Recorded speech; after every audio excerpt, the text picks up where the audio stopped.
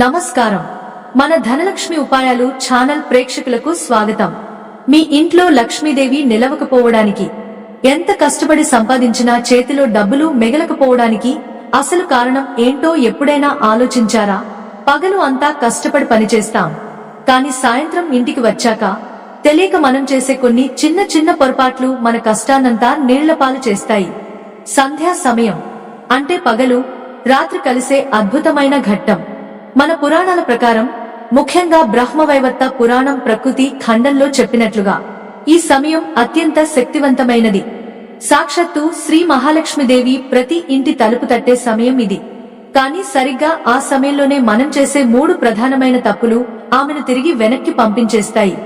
ఈ వీడియోలో నేను ఆ 3 తప్పులేంటో వివరంగా చెప్పడమే కాకుండా, ఒకవేళ మీరెప్పుడైనా తెలియక ఆ తప్పులు చేసి ఉంటే ఆ దోషం పోవడానికి ఇంట్లోనే చేసుకునే ఒక చిన్న అత్యంత శక్తివంతమైన పరిహారం గురించి కూడా చెబుతాను. కాబట్టి శ్రద్ధగా వినండి. ఇందులో మొదటిది మరియు చాలా ఇళ్లలో సర్వసాధారణంగా జరిగే తప్పు, సూర్యాస్తమయం తర్వాత ఇల్లు ఆడవడం లేదా చెత్తను బయట పరబోయడం. మీలో ఎంతమందికి సాయంత్రం వేళ ఇల్లు ఓడ్చే అలవాటు ఉందో కింద కామెంట్స్ లో పంచుకోండి. ఎందుకంటే ఇది చాలా ముఖ్యమైన విషయం. మన ఇంట్లో పెద్దలు సాయంత్రం కాగానే చీపురు పట్టుకొనిచ్చేవారు కాదు. దీని వెనుక కేవలం ఒక మూఢనమ్మకం లేదు, ఆధ్యాత్మిక కారణంతో పాటు ఒక బలమైన ప్రాక్టికల్ కారణం కూడా దాగి ఉంది. ఆధ్యాత్మికంగా చూస్తే చీపురును మనం సాక్షాత్తు లక్ష్మీదేవి స్వరూపంగా భావిస్తాం. సంధ్యా సమయంలో ఇల్లు ఊడ్చి చెత్తను బయట పరేయడం అంటే మన ఇంట్లోకి అడుగుపెడుతున్న లక్ష్మీదేవిని మనమే చీపురుతో బయటకు గెంటేయడం అని శాస్త్రాలు చెబుతున్నాయి. ఇక శాస్త్రీయంగా ఆలోచిస్తే, పాత రోజుల్లో కరెంటు ఉండేది కాదు. సాయంత్రం చీకటి పడిన తర్వాత ఇల్లు ఓడ్చేటప్పుడు ఇంట్లో ఉండే చిన్న చిన్న ఉంగరాలు, నాణాలు లాంటి విలువైన వస్తువులు చెత్తలో కలిసిపోయి బయట పడిపోతాయనే ఉద్దేశ్యంతో ఈ ఖచ్చితమైన నియమాన్ని మన జీవనశైలిలో భాగం చేశారు. కాలం మారిపోయి కరెంటు వచ్చినా ఆ నియమంలోని ఆంతర్యం మారలేదు. సంధ్యా సమయంలో ఇంటిని ప్రశాంతంగా దీపపు కాంతితో ఉంచాలి, కాని దుమ్ము రేపకూడదు. అయితే ఇక్కడ అందరికీ వచ్చే ఒక పెద్ద సందేహం ఏంటంటే, ఒకవేళ సాయంత్రం ఏదైనా గాజు వస్తువు పగిలిపోవడమో లేదా పిల్లలు ఏదైనా చెత్త వేయడమో జరిగితే అప్పుడు ఇల్లు ఆడవచ్చా లేదా? ఒకవేళ సాయంత్రం ఏదైనా గాజు వస్తువు పగిలిపోవడమో లేదా పిల్లలు ఏదైనా చెత్త వేయడమో జరిగితే అప్పుడు ఇల్లు ఆడవచ్చా లేదా? ఖచ్చితంగా ఆడవాలి.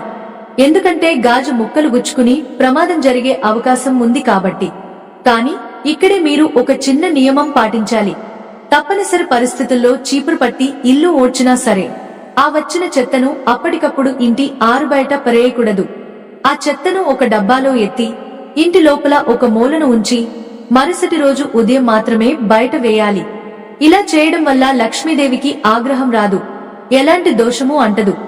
ఇక మనం చేసే రెండవ అతి పెద్ద తప్పు, సంధ్యా సమయంలో నిద్రపోవడం లేదా తల దువ్వుకోవడం. చాలా మంది పగలు అలసిపోయి వచ్చామనో లేదా టీవీ చూస్తూనో సాయంత్రం 6-7 గంటల ప్రాంతంలో నిద్రలోకి జారుకుంటారు.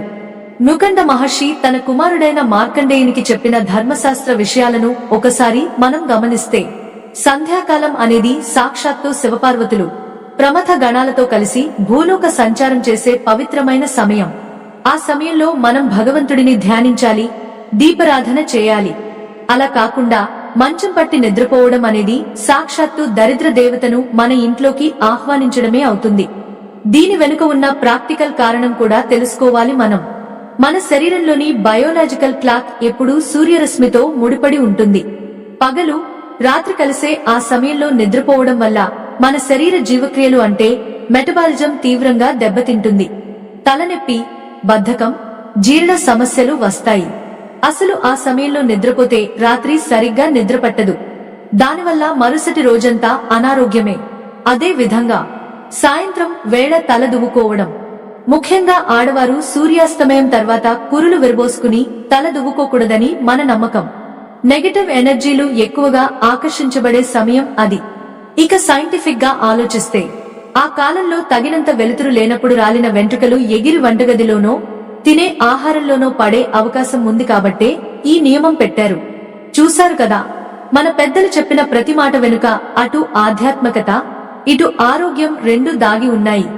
అయితే ఈ 2 తప్పుల కంటే చాలా భయంకరమైనది మనలో చాలా మంది ఇరుగు పొరుగు వారితో మొహమాటానికి పోయి చాలా తేలికగా చేసే మూడవ తప్పు ఒకటి ఉంది. ఒక నిర్దిష్టమైన వస్తువును సాయంత్రం వేళ పక్కింటి వారికి అప్పుగా ఇవ్వడం వల్ల మన ఇంట్లో ఉండాల్సిన లక్ష్మీదేవి వాళ్ళింటికి శాశ్వతంగా వెళ్లిపోతుందన్న విషయం మీకు తెలుసా? ఆ వస్తువులు ఏంటి?